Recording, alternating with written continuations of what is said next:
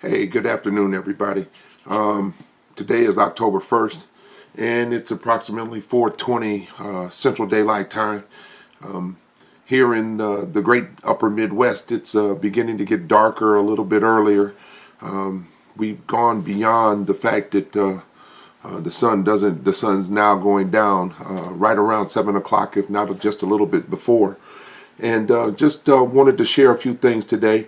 I hope that for those of you that had an opportunity that you had an opportunity to go to church, were fed today, was able to get to whatever it is that God has blessed you with on this day.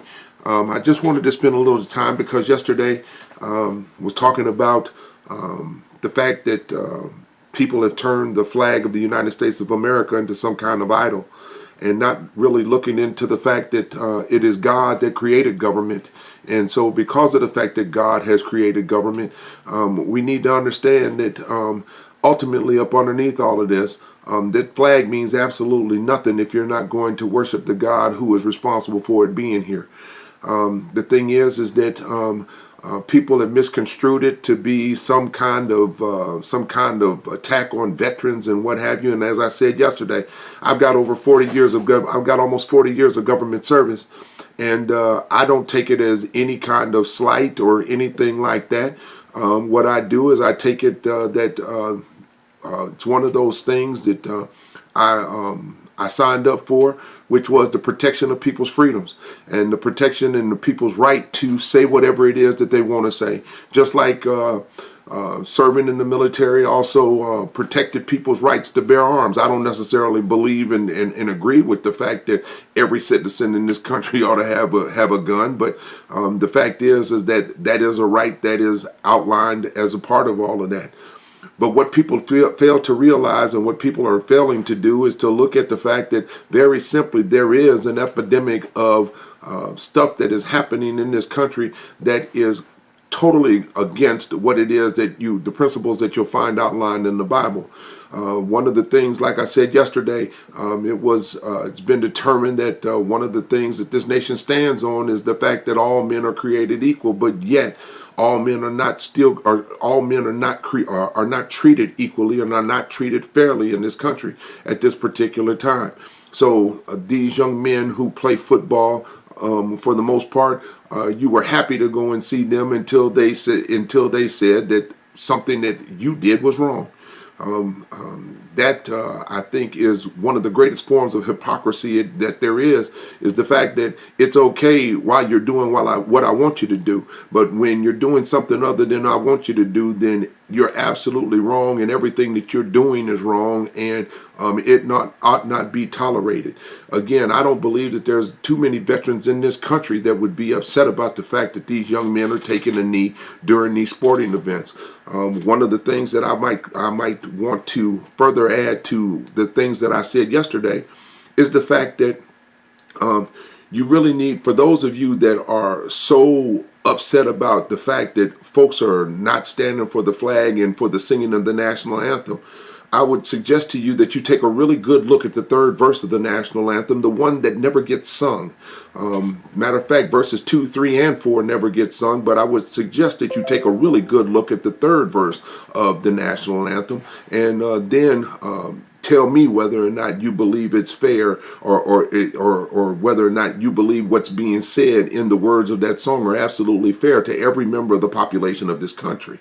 So when having said all of that, just wanted to go back again and just very briefly touch on the fact that when I look at the Bible, I see a manual for how to live. I see a manual for how to live and treat people. Not only how to treat people, but also how to interact with people, interact in my country, interact everywhere, and the way that things should be happening.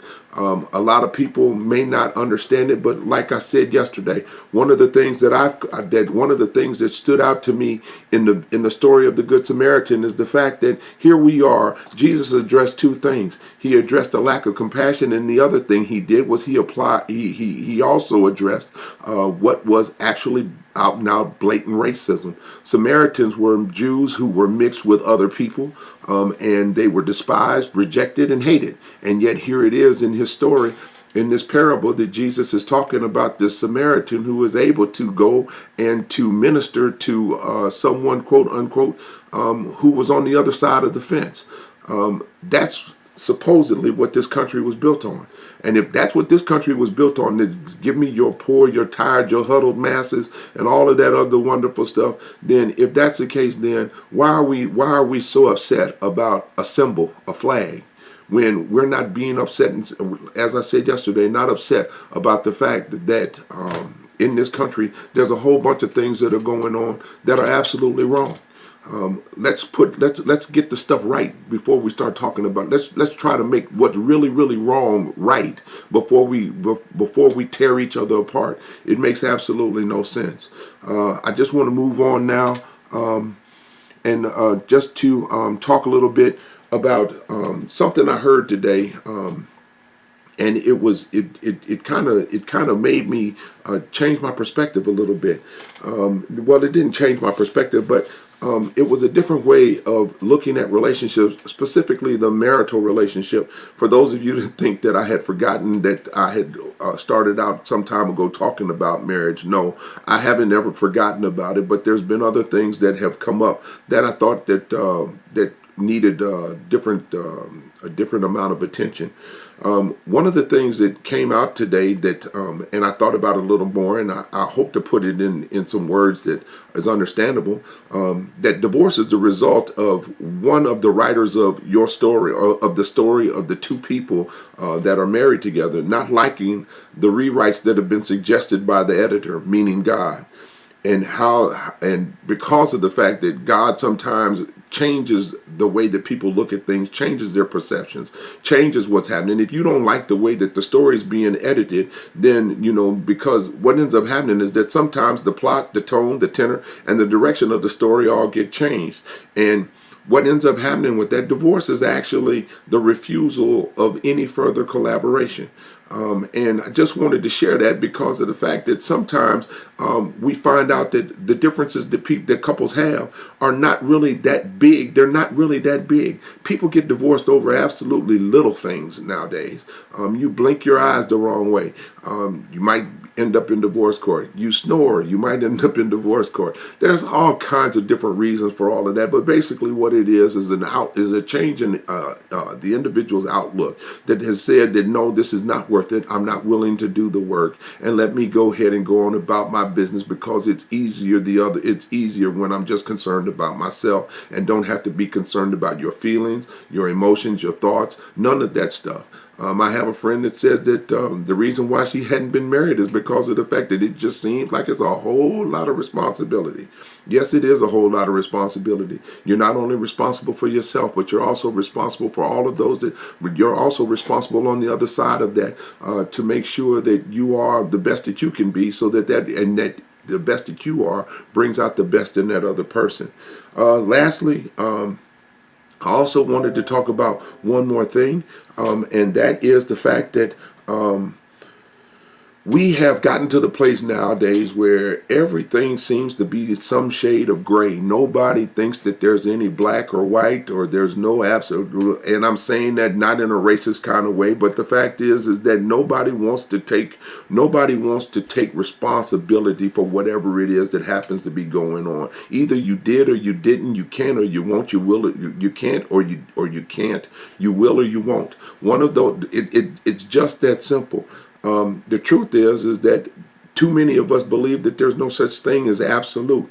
There's no such thing as absolute truth. There's no such thing as absolute, period. The only absolute a lot of people believe in comes in the liquor store on the shelf, which is absolutely crazy. But the thing is that the thing is that the reason why people tend to not want to be in, not want to take a stand on anything is because of the fact that there's a distinct possibility that they end up on the wrong side of the thing, and there's too many of us nowadays that want to be right as opposed to being wrong. It's okay to be wrong. It's okay when you suffer defeat, because it's only in being wrong and suffering defeat that you learn and you grow.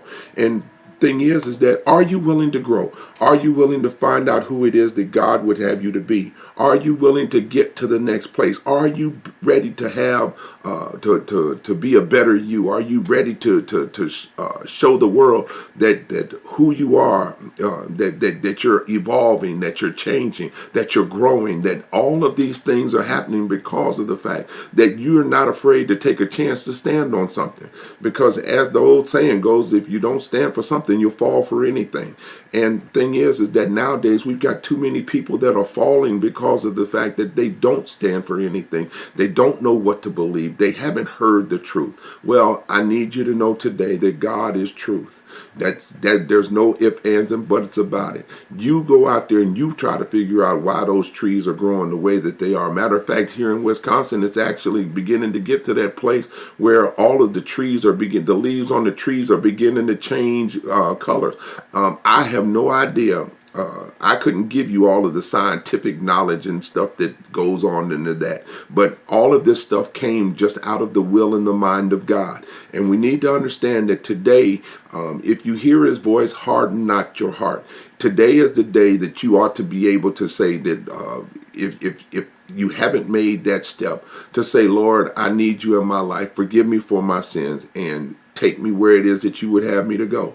Today is that day of obedience, and if you don't understand what it is that's happening in this world today, just keep on looking, just keep on watching. There's too many things, there's too many negative things that are happening, and it's not because the world is overpopulated, but it's because of the fact that the world has lost its respect and its love for its creator. God bless and have a great day.